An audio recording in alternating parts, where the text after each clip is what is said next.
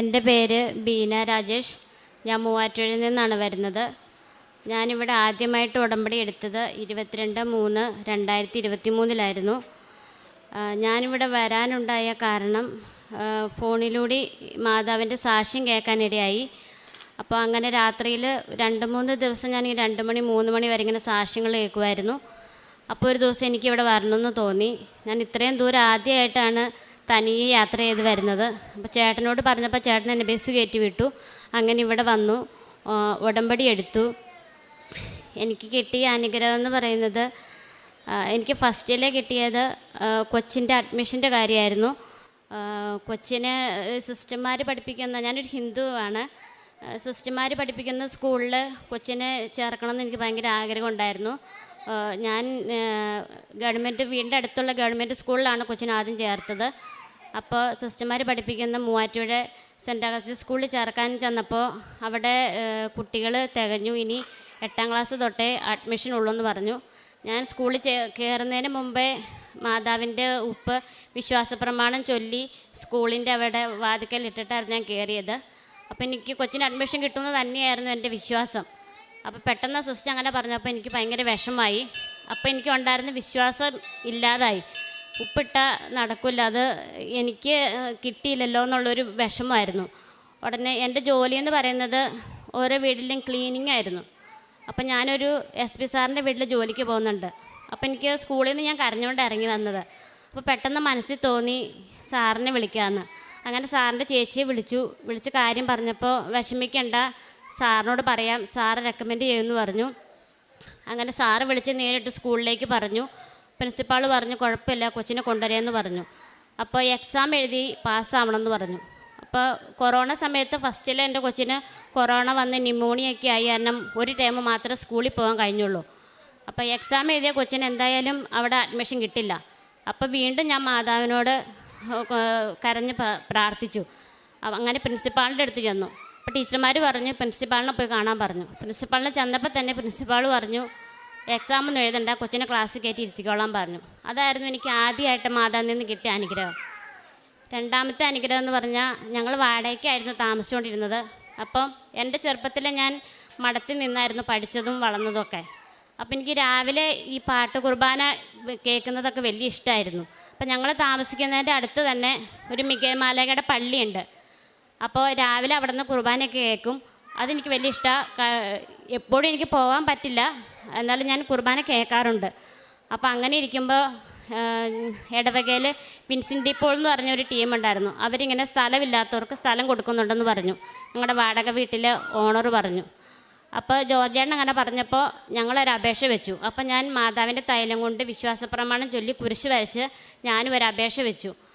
അത് കഴിഞ്ഞ് കുറച്ച് ദിവസം കഴിഞ്ഞപ്പോഴാണ് അവർ പറഞ്ഞത് ഹിന്ദുക്കൾക്ക് കൊടുക്കില്ല, ഇടവകയിലുള്ളവർക്ക് മാത്രമേ കൊടുക്കുള്ളൂ എന്ന് പറഞ്ഞു. എന്നാലും എനിക്ക് വിശ്വാസം ഉണ്ടായിരുന്നു. എനിക്ക് കുഞ്ഞിലേ മുതൽ മാതാവിനോടാണ് കൂടുതൽ വിശ്വാസം. അപ്പോൾ എനിക്ക് വിശ്വാസം ഉണ്ടായിരുന്നു, കിട്ടും എന്ന വിശ്വാസം ഉണ്ടായിരുന്നു. ലാസ്റ്റ് നിമിഷമായപ്പം സമയത്ത് പറഞ്ഞു ഹിന്ദുക്കൾക്ക് കൊടുക്കില്ല, അത് തീർത്തും പറഞ്ഞവർ. അപ്പോൾ ഞാനോടത്ത് ചിലപ്പോൾ എനിക്ക് മാതാവ് വരെ തരാൻ വിധിച്ചിട്ടില്ലായിരിക്കും എന്ന് വിചാരിച്ചു. അങ്ങനെ ഇരിക്കുമ്പോൾ ലാസ്റ്റത്തെ ആഴ്ചയിൽ എന്നെ വിളിച്ച് പറഞ്ഞു, അപ്പോൾ ഈ വിൻസെൻ്റ് പോളിലുള്ള ഒരു ചേട്ടൻ്റെ വീട്ടിൽ ഞാൻ ജോലിക്ക് പോകുന്നുണ്ട്. അപ്പോൾ അവിടുത്തെ ചിന്നമ്മ ചേച്ചി റെക്കമെൻഡ് ചെയ്ത് ഞങ്ങൾക്ക് 3 സെൻറ്റ് സ്ഥലം പള്ളിയുടെ തൊട്ട് പുറകിൽ, പള്ളിയും ഞങ്ങളുടെ സ്ഥലമായിട്ട് ഒത്തിരി വ്യത്യാസമില്ല, തൊട്ട് പുറകിൽ തന്നെ 3 സെൻറ്റ് സ്ഥലം തന്നു. അതെനിക്ക് ഭയങ്കര ഒരു അനുഗ്രഹമായി. പിന്നെ മൂന്നാമത്തെ സാക്ഷി എന്ന് പറയുന്നത്, ഞാനിങ്ങനെ ഓരോ വീടുകളിലും ജോലിക്ക് പോകുമ്പോൾ ഈ സോപ്പ് വെള്ളം അങ്ങനെയൊക്കെ കാലയിൽ ചാടി കാലിന് ഭയങ്കര അലർജിയായിട്ട് മാറി. എനിക്ക് വെള്ളം കാലയിൽ തൊടാൻ പാടാത്ത അവസ്ഥയായി. അപ്പം ഞാൻ ജോലി കഴിഞ്ഞ് വീട്ടിൽ വന്നു കഴിയുമ്പോൾ ഞാൻ കിട്ടുന്നത് വെച്ച് കാല് മാന്തും. കത്തിയെങ്കിൽ കത്തി, എന്ത് കൈ കിട്ടുന്നോ അത് വെച്ച് ഞാൻ കാല് മാന്തും. അങ്ങനെ എൻ്റെ വിരലുകളെല്ലാം തൊലി പോയി ചോരയും വെള്ളം ഒഴുകാൻ തുടങ്ങി. അപ്പം ഞാൻ മാതാവിൻ്റെ ഉപ്പിട്ട് ഞാൻ എന്നും ചൂടുവെള്ളത്തിലിട്ട് പ്രാർത്ഥിച്ച് ഞാൻ കാല് കഴുകും. ചില ദിവസങ്ങളിൽ കാല് തിളച്ച വെള്ളത്തിൽ മുക്കി വെച്ചിട്ട് കാല് ചില ദിവസങ്ങളിൽ പൊള്ളിയിട്ടുണ്ട്. എന്നാലും ഞാൻ തൈലവും ഉപ്പും പറ്റും. ഒരു ദിവസം എനിക്ക് ഒട്ടും സഹിക്കാൻ വയ്യാതെ ആയപ്പോൾ ഞാൻ മാതാവിൻ്റെ ഉപ്പ് ചൂടുവെള്ളത്തിൽ നിന്ന് എടുത്തിട്ട് പിന്നെ ഉപ്പ് ഞാൻ ആ കാലിൽ വിരലുകളിൽ പൊത്തി വയ്ക്കും. അപ്പോൾ 2 മിനിറ്റിനുള്ളിൽ ചോരയും വെള്ളം ഒഴുകി ആ ഉപ്പങ്ങ് ഒലിച്ചു പോകും.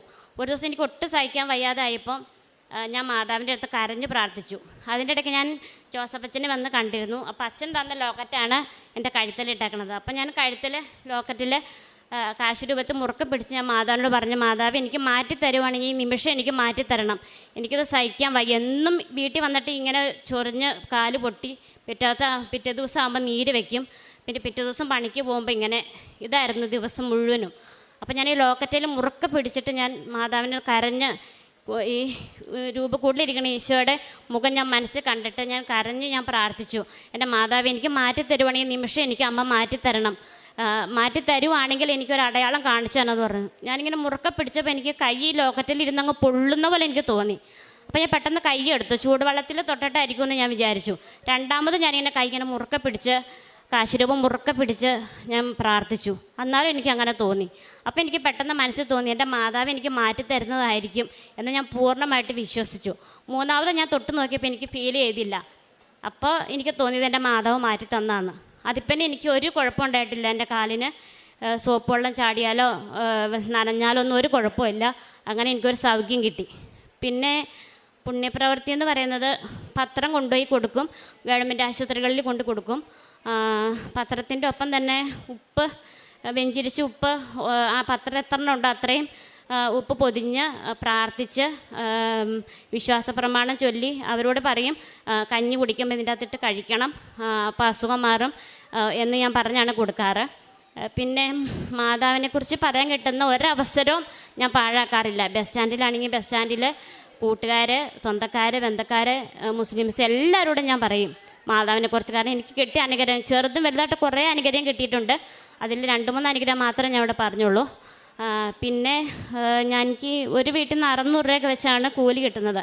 അപ്പോൾ ഈ ഉടമ്പടി എടുത്തപ്പോൾ തൊട്ട് ഞാൻ 100 രൂപ, 50 രൂപ അങ്ങനെ ഒരു കുടുക്കയിൽ ഇട്ട് ഉടമ്പടി തീരുന്നോടം വരെ ഞാൻ ആ പൈസ അങ്ങനെ കുറേശ്ശെ ഇട്ട് ഞാൻ ആ പൈസയും കൊണ്ടാണ് പുണ്യപ്രവർത്തികൾ ചെയ്യുന്നത്. അപ്പോൾ ഞാൻ ഗവൺമെൻറ് ആശുപത്രിയിൽ പത്രം കൊടുക്കാൻ പോകുമ്പോൾ അവിടെ 2 ഇത്താമാരുണ്ടായിരുന്നു. അപ്പോൾ അവരിങ്ങനെ എപ്പോഴും എൻ്റെ നിന്ന് പത്രം മേടിക്കാറുണ്ട്.